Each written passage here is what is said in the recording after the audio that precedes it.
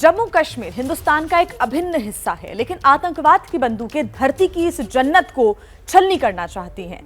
एक बार फिर कश्मीरी पंडित की आतंकवादियों ने हत्या कर दी, जबकि दूसरा भाई अस्पताल में जिंदगी और मौत के बीच जूझ रहा है। अब वक्त की पुकार है कि इस आतंकवाद का समूल नाश बहुत जरूरी है। देखिए हमारी खास रिपोर्ट।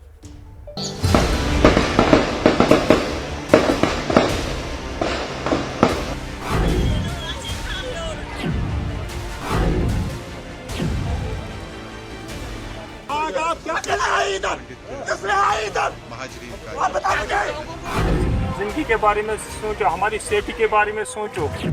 3 साल 11 दिन पहले जम्मू और कश्मीर की फिजाओं में विश्वास की एक नई हवा चली थी। वो ये कि अनुच्छेद 370 के हटने के बाद घाटी की खुशहाली लौटेगी। लेकिन आतंकवादियों की नापाक हरकतों से टकराकर वो हवाएं बारूदी दुर्गंध से भर गई हैं।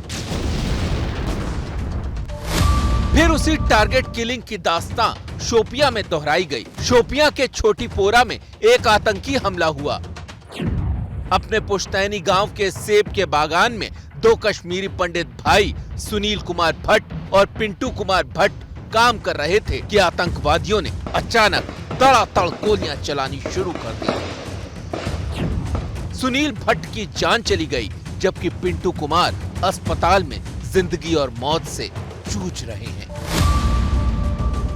रिश्तेदार पूछ रहे हैं कि जिए तो जिए कैसे ऐसे हाल में।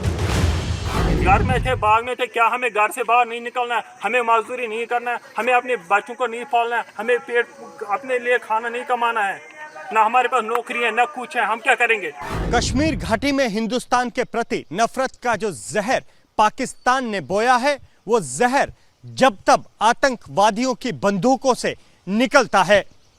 उनके निशाने पर होते हैं कश्मीरी पंडित या फिर दूसरे राज्यों से घाटी में आकर गुजर बसर करने वाले आम लोग। अब सुनील भट्ट की हत्या के बाद घाटी फिर से सन्नाटे में है। आतंक के खात्मे के लिए बख्तरबंद गाड़ियां दौड़ रही हैं। सुरक्षा बलों की बंदूकें आतंकवाद की तरफ निशाना साधे हुए हैं। सर्च ऑपरेशन चल रहा है, लेकिन सवाल तो यही है कि घाटी में टारगेट किलिंग कब खत्म होगी। कश्मीरी पंडितों पर मौत का साया कब तक मंडराता रहेगा। आतंकवादियों का समूल सफाया कब होगा। कब घाटी फिर से आतंकवाद का अड्डा नहीं बल्कि आम कश्मीरियों का बसेरा बनेगी। इन सवालों के जवाब में प्रशासन की जुबान पर खामोशी है और लोगों के चेहरे पर गुस्से का भाव। बिल्कुल शर्मनाक बात है कि अभी भी कश्मीरी पंडितों के साथ वही अत्याचार हो रहा है। मतलब कश्मीरी पंडित क्या, वहाँ पर तो अपने ही लोगों को मार रहे हैं। जो भी हिंदुस्तान के साथ खड़ा है उसको वो मार रहे हैं, लेकिन कश्मीरी पंडितों हाथों पिछले 30 साल से ऐसा हो रहा है। अनुच्छेद 370 के खात्मे के बाद घाटी में जो आशा की किरण चमकी थी, वो आतंकवाद की धुंध में कहीं कमजोर न पड़ जाए। प्रशासन की कोशिश कश्मीरी पंडितों को बसाने की है, उन्हें घाटी में नौकरियां और घर देकर रहने का स्थायी बंदोबस्त करने की है। लेकिन जिस तरह आतंक की गोली आम लोगों को छलनी कर रही है, उसकी तीखी प्रतिक्रिया राजनीतिक गलियारों में भी खूब हो रही है। बहुत बड़ा जघन्य अपराध इन कायर पाकिस्तानी आतंकवादियों ने किया है।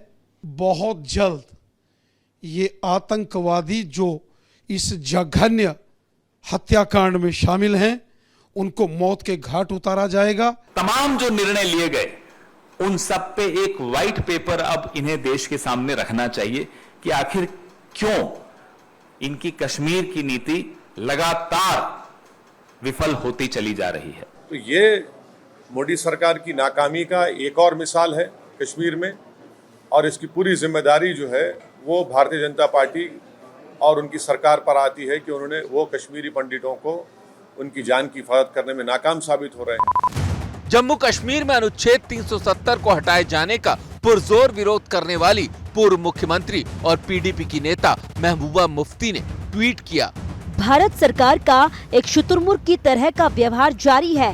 जिसका सिर रेत के नीचे गहरा दब जाता है।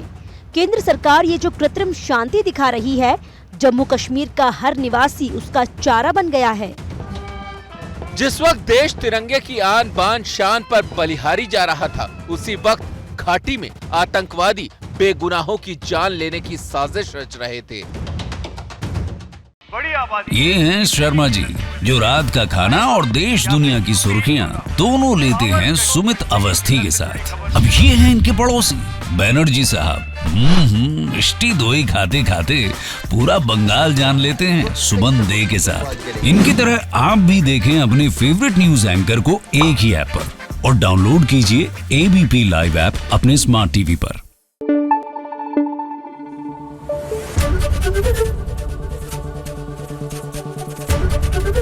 एबीपी न्यूज आपको रखे आगे।